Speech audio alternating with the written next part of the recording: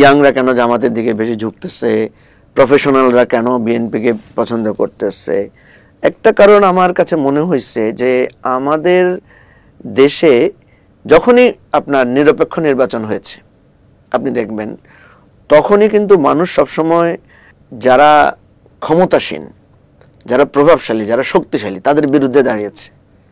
ঠিক আছে, যখনই মানুষ সুযোগ পেয়েছে, একদম এটা ব্রিটিশ পিরিয়ড থেকে দেখলে, পাকিস্তান পিরিয়ড থেকে দেখলে আপনি এটা দেখবেন।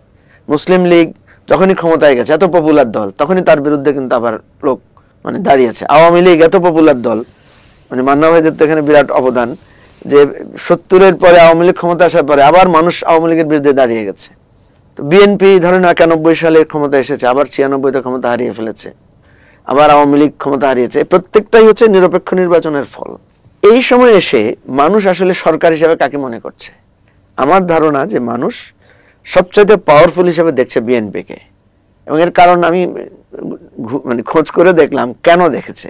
মানুষ অ্যাকচুয়ালি প্র্যাকটিক্যালি ক্ষমতাটা মাপে কি দিয়ে? প্র্যাকটিক্যালি ক্ষমতাটা মাপে আমাদের দেশে যেটা খুব ক্যাশ ফ্লো আছে, যেমন ধরেন আমাদের দেশে একদম ক্যাশ ফ্লো হয় কোথায়? ওই যে নৌঘাট, বাস টার্মিনাল, তারপরে গরুর হাট, ইজারা, এগুলোতে খুব কাজ করে। তো এইগুলো প্রত্যেকটাতে কিন্তু একদম ক্যাশ ফ্লো, 5 টাকা, 10 টাকা, 20 টাকার এই টোল, এগুলোতে। তো এই সব কিছুর এস্টাবলিশমেন্ট ছিল আওয়ামী লীগের হাতে, আওয়ামী লীগ দখল করেছিল। আওয়ামী লীগ চলে যাওয়ার পরে বিএনপি যেহেতু সবচাইতে শক্তিশালী দল, বা নির্যাতিত ছিল, নিপীড়িত ছিল, তাদের অনেক ত্যাগ ছিল, এই জায়গাটায় দেখা গেল যে বিএনপির প্রভাবটা ওখানে গিয়ে বিএনপি অনেকটা এটা টেক ওভার করেছে। জামাত কিছু কিছু জায়গায় করেছে, এনসিপি কিছু কিছু জায়গায় করেছে, কিন্তু মেজর পোর্শনটা করেছে বিএনপি। তারপর আরো কিছু জিনিস আছে, যেমন ধরেন কন্ট্রাক্টরি, আমাদের এগুলো মানুষ সচক্ষে দেখে যে তার প্রভাব কি, থানায় কার প্রভাব বেশি, এগুলো দেখে। অ্যাপারেন্টলি মানুষের মনের মধ্যে ধারণা জন্মেছে যে বিএনপি এখন পাওয়ারফুল দল।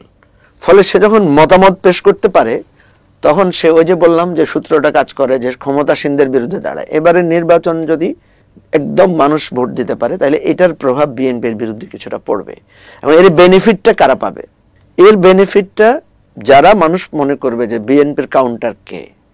একটা সময় আমরা দেখতাম কাউন্টার মনে করতো এনসিপি সহ আমরা যারা নতুন কাজ করেছি তাদেরকে, জামাতকে মনে করতো। কিন্তু এই যে ডাকসু, রাকসু, চাকসুর ইলেকশনের পরে এটা একটু, যেটা মান্না ভাই বললেন যে ডাকসুতে যখন এনসিপির ছাত্র সংগঠন কম ভোট পেলে হেরে গেল, বা জাকসুতেও হলো, চাকসুতেও হলো, তখন মানুষ মনে করতেছে যে বিএনপির কাউন্টার হচ্ছে জামাত। ফলে এই অ্যাডভান্টেজটা জামাত পাবে।